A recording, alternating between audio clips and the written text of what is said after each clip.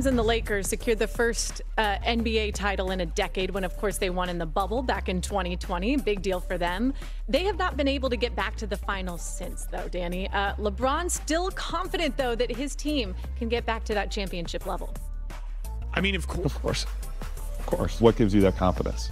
Because we've done it before. We still have two guys who commit every single day, and myself and AD, we commit to excellence and commit to win.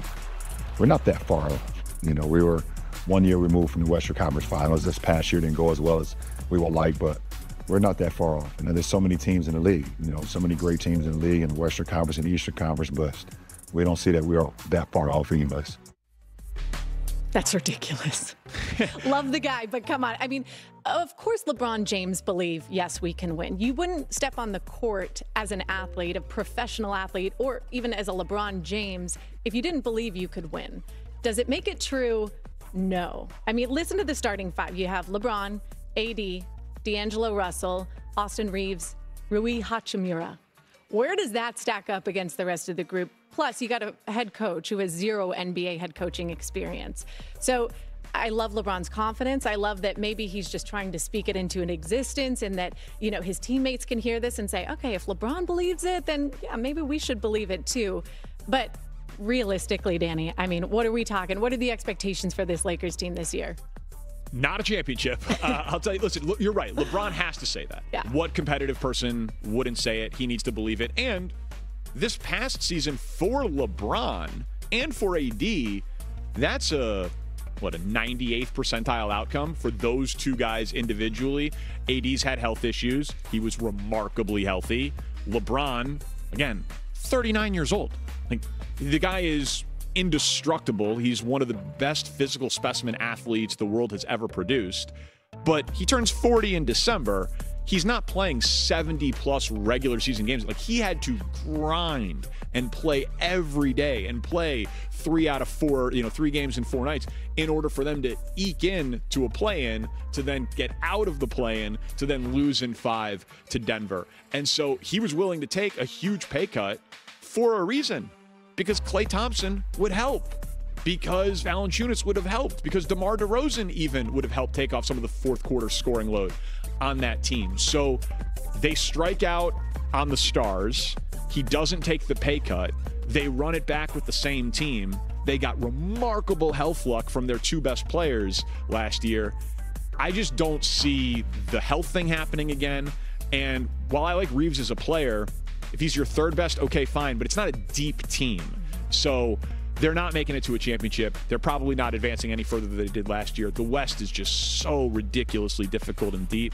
But what else is LeBron going to say?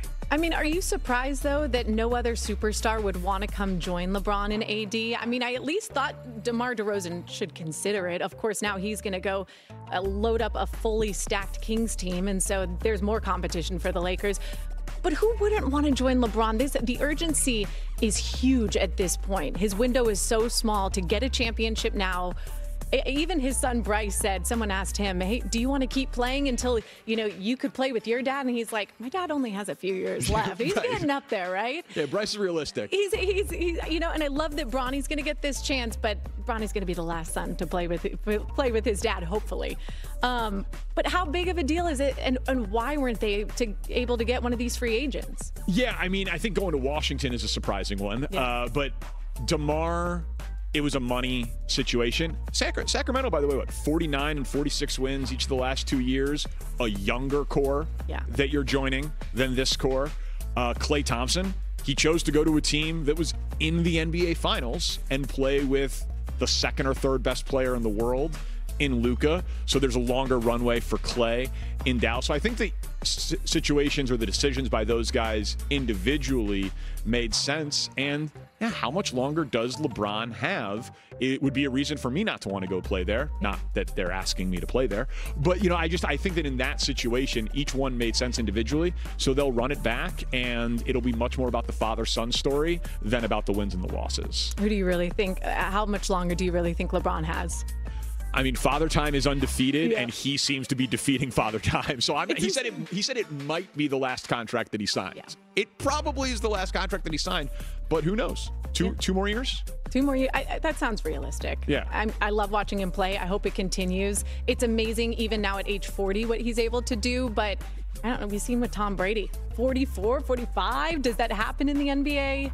It's a little different. But. Yeah, I think he needs to play 3 more years to get Vince Carter's record for most seasons played. So he's got a shot at it. I would never put anything past LeBron. All right, well, all good things must come to an end, and Steph thinks this could be it. The Warriors dynasty is officially over now that Klay Thompson has left the team. During the era of Steph, Klay, and Draymond, Golden State made 6 trips to the finals. They won 4 titles, and Steph believes that it'll be hard to replicate what his Warriors team had accomplished. I don't think so. It's just because it's very hard to keep things together in this league. There's a lot more player movement.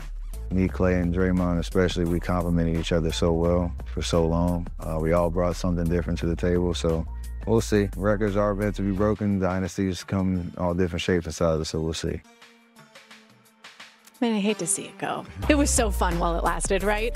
But these dynasties are like 1 in a million. I mean, they're maybe once every 20, 30 years. You don't get to see something this special. The last one we can really remember is Michael Jordan in those fun Bulls years, which you had a front row seat. And we were young, but I mean, you have to have more patience with teams. Otherwise, we're in this era of the NBA where guys are all over. There's so much money at stake where they'll, I'll sign here, we'll go here. Kevin Durant, I want to be a part of this group. Now I want to go to this group. And next year I might change my mind.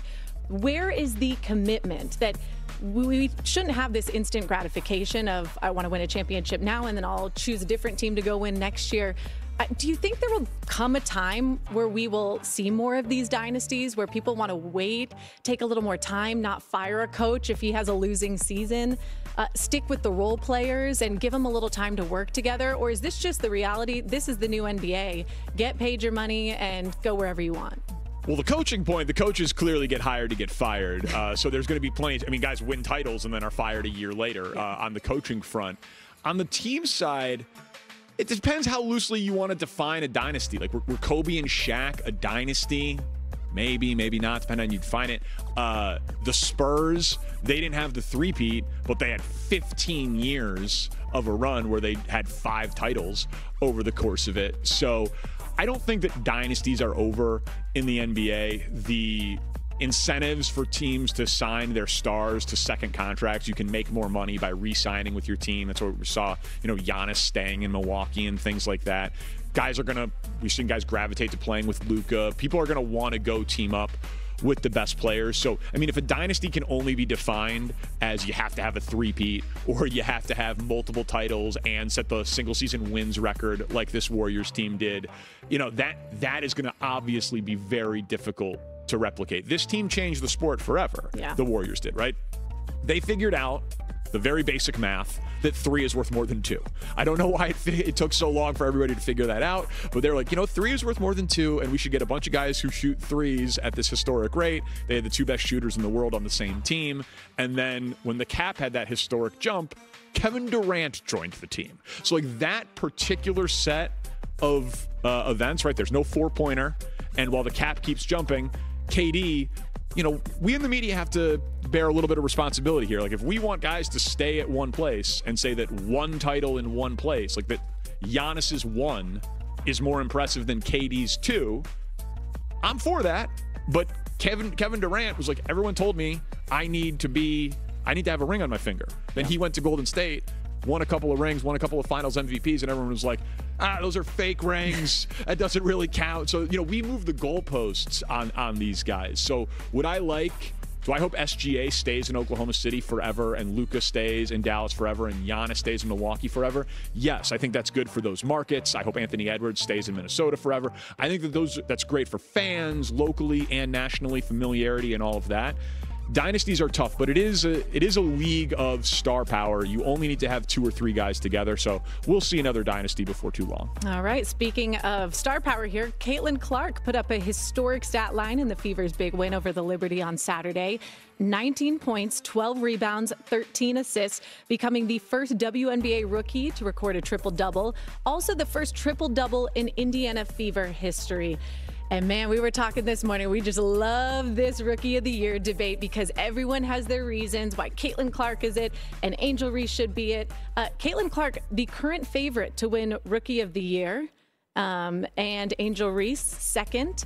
Angel Reese also had a record-breaking performance this weekend, I will say.